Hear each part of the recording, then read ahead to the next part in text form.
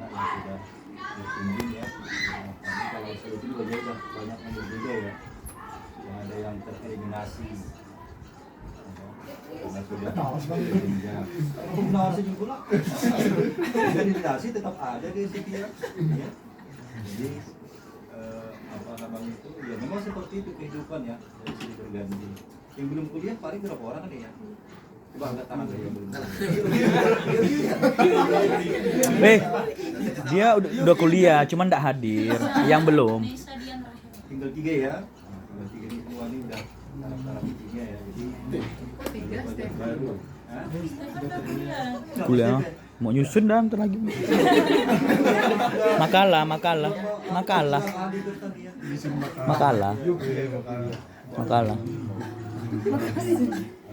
Jadi tetap pesan saya buat kalian yang kuliah harus serius dan jangan asal-asal kuliah. Asal rata-rata penting dulu atau ijazah ya, itu ada gunanya. Jadi harus memang bagaimana berprestasi. Kalau sudah lulus, kalau merasa kemarin sudah maksimal, sekarang itu saatnya kan. Kalau kuliah itu kan tidak buat kita terampil, hanya tahu. Jadi terampil itu maka harus banyak ikut training atau pelatihan ya. Jadi misalnya tamat orang pertanian, dia udah pertanian, dia hanya tahu sedikit-sedikit aja. Mau teknik lah, mau apalah, jadi memang harus banyak pelatihan ya. Kalau ada pelatihan mungkin dengan cara bekerja, walaupun jangan berharapkan gaji dulu, untuk pengalamannya ada. Terutama misalnya yang terima ini kan orang tuanya pun kaya kan, udah bingung lah cari makan kan gitu kan. Nah, jadi kalau kerja pun misalnya dengan gaji tak seberapa pun tak apa-apa dulu, paling menambah ini ya, yang lain juga semuanya ya. Apalagi merantau ini, mungkin sudah orang tua ngirim belanja, sama lah saya Katri sama Evan itu. Kami ngirim juga, besar juga pengeluarannya gitu. Tapi kalau berusaha, jadi kalau kalian sia-siakan itu, rasanya sedih gitu. Sementara kami nggak apa-apa makan ikan asin, yang penting anakku sana bisa kuliah. Lagi kita tahu orang tua kita di kampung misalnya pedagang, atau mungkin pegawai, mereka tahu lebih pegawai berapa. Jadi jangan main-main kuliahnya, harus serius. Jadi jangan mau rata-rata. Itu saya katakan, kita harus berada di level di atas rata-rata. Kalau kita hanya rata-rata, kita susah dipakai. Beban salib itu berat ya, saya sudah merasakan itu ya. Padahal sebenarnya saya bisa di posisi itu, tapi kan memang selalu memang itu tidak bisa kita hilangkan, itu di situ. Itu mau berimbas di kita. Jadi kita harus berada di atas rata-rata. Gimana cara itu tadi? Belajar, berlatih. Sebenarnya kita hebat-hebat loh. Saya selalu kadang-kadang mau slide clean itu gitu ya. Makanya kemarin waktu sermon itu ada majelis itu komplain gitu. Ini kenapa begini? Saya bilang justru kita bersyukur dan pemuda. Apa ada kita gaji mereka? Nggak ada saya bilang. Kalau mereka bisa maksimal lebih, ya pasti dong mereka. Pasti mereka juga kan ngopi pada saat slide itu kan. Jadi ketika ada misalnya mengomentari kalau pemuda, saya salah satu majelis yang selalu protes gitu ya. Karena saya tahu siapa biasa di slide itu bagian itu siapa tuh yang bikin slide kalau kita kebaktian ganti-gantian. Nah intinya siapa tuh? Ganti-gantian. Siapa tuh orang? Ganti-gantian berarti semua. Semuanya ya. Nah, itu saya bilang memang kita gaji mereka enggak ada, saya bilang gitu. Mereka itu lembur loh, coba kita ditunjuk kita buat bisa enggak? Juga. Jadi itu hebat gitu loh. Cuman mungkin perlu diatur juga ya, kalau kegiatan itu harus diatur juga, misalnya sampai jam berapa.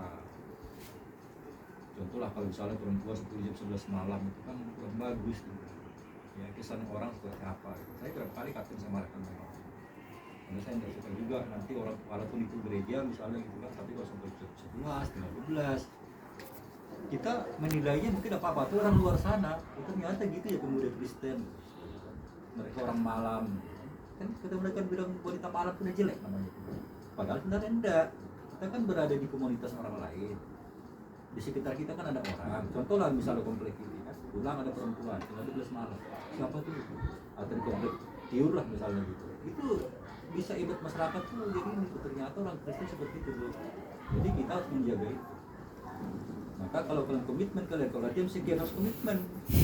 Ya. Jam 7 gitu. Kalau udah datang itu aja. Nanti lama-lama itu akan sadar sendiri kok. Pokoknya jam 7 mulai. Ada 2 orang rapat terserah, 3 orang rapat terserah. Jangan nunggu belum datang si Anu.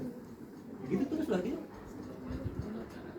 Tapi kalau misalnya datang dua, lama-lama akan malu sendiri, yakin lah itu. Sama dengan sermon itu. Kalau terus sering terlambat itu tuh, akhirnya malu sendiri juga. Saya termasuk sering terlambat sermon. Kadang-kadang mau dari sana itu pulang jam 6 dari sebelah sana, kadang-kadang mandi dulu gini-gini. Tapi jadi pukulan juga, ada saya berusaha juga gitu kan. Biasa saya baringkan sebentar badan saya. Sekarang tak mau lagi saya. Karena Bapak Gunawan bilang kalau terlambat itu iblis siapa yang ngajak itu? Bapak Gunawan itu buat saya terpukul dalam positif. Dan saya tidak bohong itu. Malahan kedua bapak yang ngomong seperti itu. Karena katanya mamanya pergi terlambat, dibilang mamanya katanya kakak itu bukan kita aja pak yang terlambat pak, pasti ada yang terlambat lagi katanya. Nah, itu berarti iblis yang ngomong itu, iblis itu siapa yang kita iblis ya kan? Itu terbuat di sermon. Sampai saya kemarin pernah itu ujung-ujung saya sampai lapar karena kata-kata itu lagi kan, walaupun gurau gitu ya, itu gurau sebenarnya mengenak menurut saya. Itu harus dijaga. Jadi ketuanya masih dia kan, jadi dia gitu, dia tegas dia. Kenapa jam 7? Kalau jam 7 udah mulai aja. Tinggalkan, habis itu nanti datang, kamu udah selesai kok, kamu sendiri kok nanti bilang itu. Ini nanti ketuanya Pak. Tekankan sama si Joy. Oh Joy, ya Joy ya. Tapi Joy bukan terlambat kemarin waktu itu. Kita mulai baru bermusik udah berdua, baru sadar tadi si Joy itu kan. Ini kan sekali sih juga. Belum masuk tapi kan. Jadi benar tuh kata pendeta tadi kan ada disiplin kita, ada jadi disiplin kita apa. Kami di kantor gitu sekarang kok, dulu kan bisa duduk, sekarang nggak mau lagi. Mau ada orang tuh bahas, ribas terus. Nanti dia datang kita udah pulang, malu sendiri dia nanti. Jadi udah kita batasi ya, kita datang 10 misalnya itu masih enak. Tapi kalau tengah 12 masuk komplek itu beda kan orang. Padahal itu memang itu benar di gereja, tapi orang lain tuh kita ini kan tidak masuk sosial. Bukan kita sendiri aja gitu.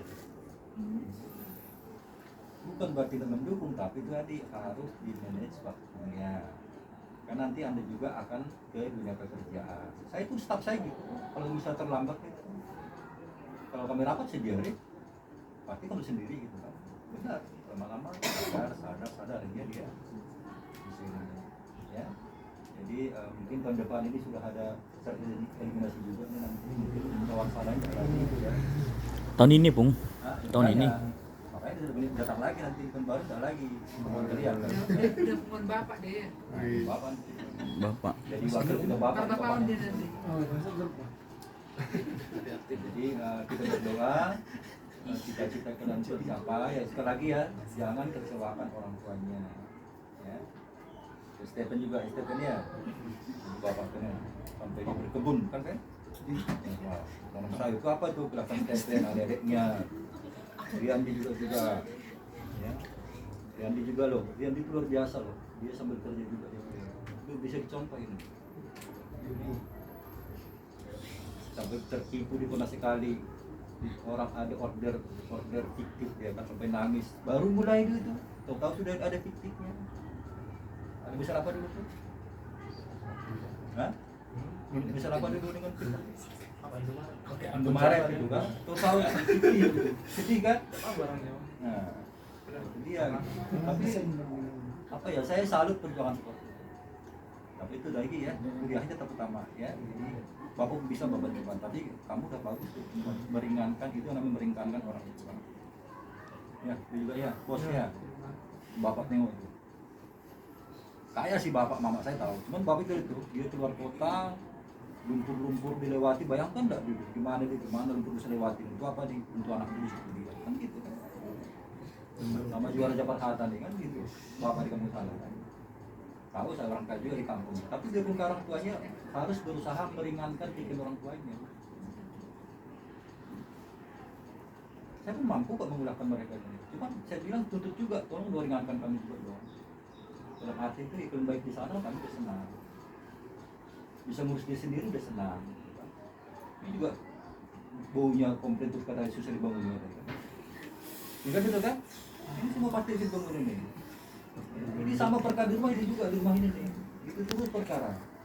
Sampai saya bilang, masih pembantu apa bangun-bangun kalian? Saya bilang, saya tegas-tegas dengan orang. Masa sih? Lagi kita nongkrong di rumah orang lain gitu ya. Jadi dia tentu bau kita. Saya dulu dengan bau saya. Saya tahu diri saya. Nggak sempat saya dibanguni bau saya. Saya tahu diri karena saya orang lain di rumah itu. Waktu bau kita. Ya, itu semua baik. Itu Prima selamat ya. Udah selesai kuliahnya waktu masih sempat galau kemarin ke Simpang sampai kami pecah ban dua mobil kami gara-gara galau Prima gitu. Ingat kan? Bila pansa kita dari Sintang kita dua-duanya pecah kan? Kata apa dia? Dan paling rajin mengirimkan ayat firman.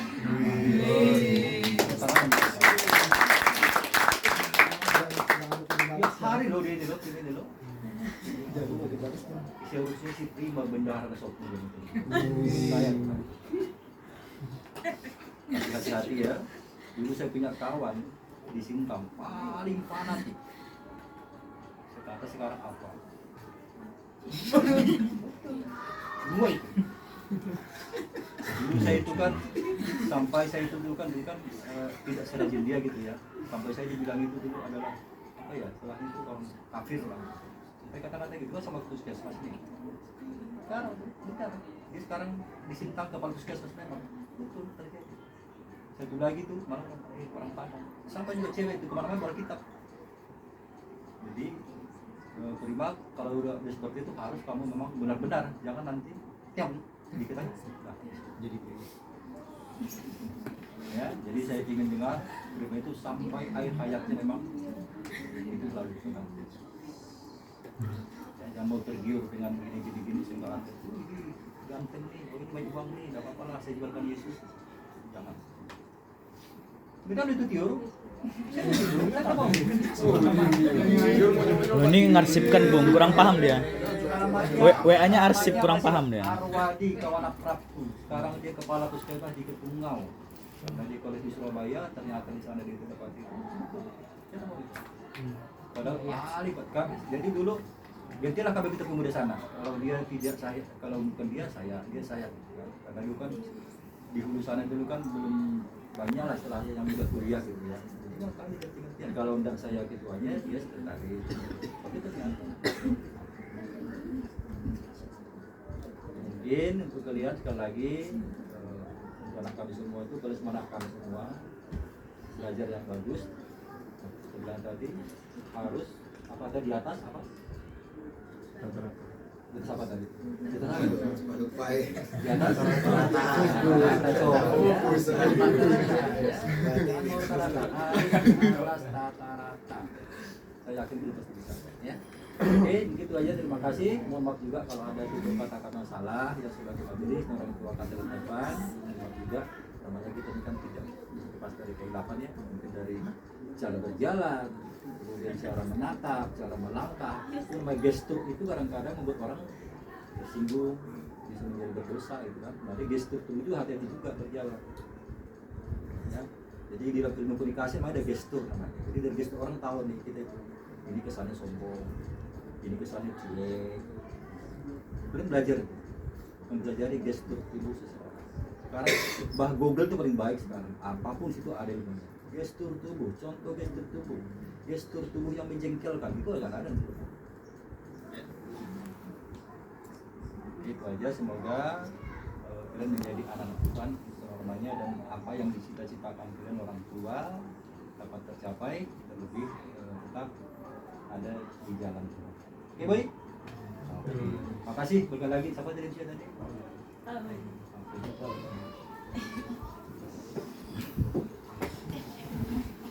Masih pada tulang, mungkin ada tambahan dari orang. Mereka sudah akses sama tulang satu kan? Kalau jadi dua-dua tulang bukan satu-satu sekarang dia dua-dua gitu.